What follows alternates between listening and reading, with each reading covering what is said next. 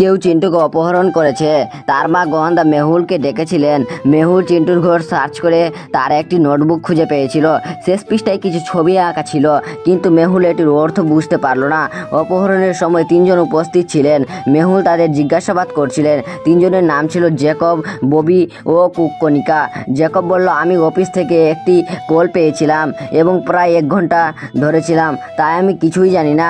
ববি বলল, আমি আগে সকাল থেকে চিন্টুর ঘরে যাইনি।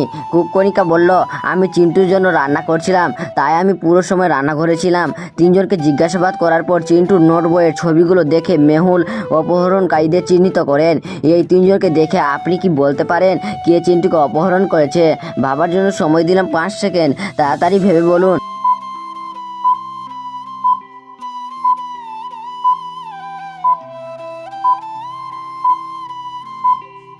বন্ধুরা, তোমরা কি উত্তরটি গেস্ট করতে পারলে?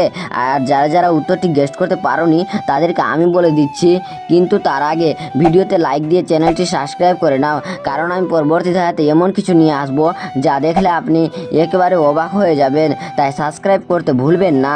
তো বন্ধুরা, চিন্টুর চোখ সূর্যকণিকার দিকে ইঙ্গিত করেছিল, তিনি তাকে অপহরণ করেছেন।